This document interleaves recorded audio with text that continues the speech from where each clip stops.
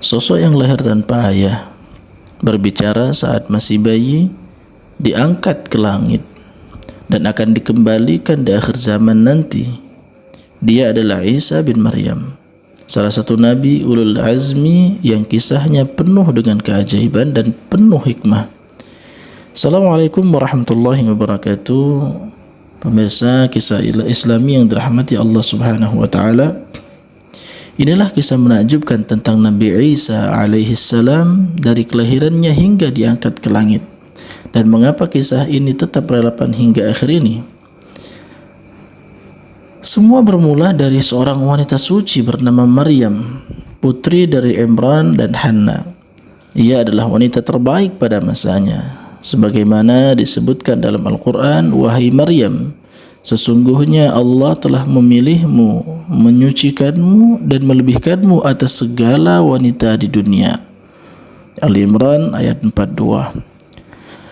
Maryam hidup dalam mihrab, yaitu tempat khusus yang terletak di Baitul Maqdis, di bawah pengawasan Nabi Zakaria. Ia beribadah siang dan malam, lalu datanglah malaikat Jibril dengan kabar yang sangat mengejutkannya. Sesungguhnya aku hanyalah utusan Tuhanmu untuk memberimu seorang anak laki-laki yang suci. Begitu difirmankan dalam surat Maryam ayat 19. Maryam pun bertanya-tanya, bagaimana mungkin aku mendapat seorang anak padahal aku belum pernah disentuh oleh laki-laki? Maka dijawablah, itu mudah bagi Allah. Maka dalam kesendirian dan rasa malu yang sangat besar, Maryam menjauh dari kaumnya hingga ke tempat yang jauh. Di bawah pohon kurma dalam kondisi lemah, Maryam melahirkan anaknya Isa alaihissalam. Maka dia mengandungnya, lalu ia menyisihkan diri, mengasingkan diri bersama kandungannya ke tempat yang jauh. Maryam ayat 22. Saat ia kembali ke kampung, Maryam dituduh berzina oleh kaumnya, tapi Allah Subhanahu wa taala memerintahkan Maryam untuk tidak berbicara. Lalu terjadi keajaiban. Dalam surat Maryam ayat 30 disebutkan firman Allah, aku ini hamba Allah, dia memberiku kitab dan menjadikanku seorang nabi. Bayangkan, seorang bayi baru lahir berbicara di hadapan manusia. Inilah mukjizat pertama Nabi Isa alaihissalam. Allah membelanya sejak awal dan menampakkan bahwa ini adalah kelahiran yang luar biasa, bukan kehinaan, melainkan sebuah kehormatan.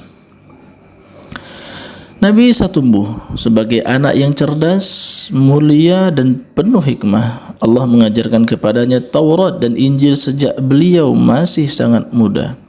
Ketika dewasa, Nabi Isa mulai berdakwah kepada Bani Israel yang saat itu telah menyimpang dan keras hati. Nabi Isa berkata dalam surat Al-Maidah, wahai Bani Israel, sembahlah Allah, Tuhanku dan juga Tuhan kalian. Allah memberi Nabi Isa banyak mukjizat yang luar biasa. Sebagaimana disebutkan dalam Al-Quran, menyembuhkan orang buta sejak lahir dan penderita lepra, menghidupkan orang mati dengan izin Allah. Dan kata Nabi Isa, aku beritahukan apa yang kalian makan dan kalian simpan di rumah-rumah kalian. Ali Imran 49. Beliau juga mampu membuat burung dari tanah liat, lalu meniupnya dan menjadi hidup dengan izin Allah. Semua ini untuk membuktikan kerasulannya dan kenabian Nabi Isa, bukan karena ia adalah Tuhan seperti yang diselewengkan oleh kaum Nasrani. Walau dipenuhi dengan mukjizat, Bani Israel tetap ingkar.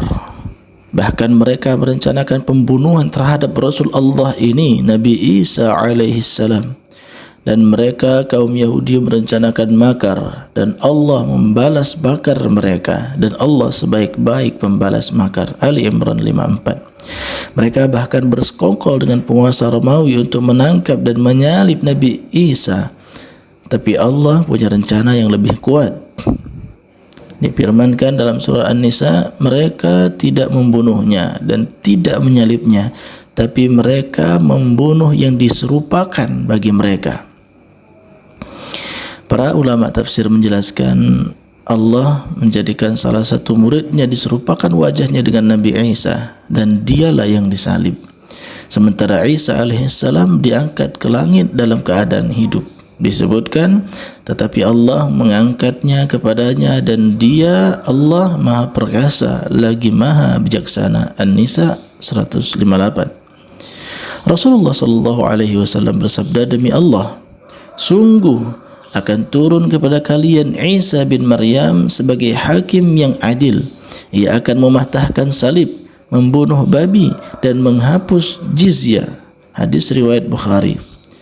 Nabi Isa akan turun kembali di akhir zaman, bukan membawa syariat baru tetapi menghidupkan syariat Nabi Muhammad sallallahu alaihi wasallam dan membenarkan kebenaran Islam sebagai ajaran terakhir dari Allah. Kisah Nabi Isa mengajarkan kita bahwa kebenaran akan tetap tegak walaupun banyak orang yang menolak.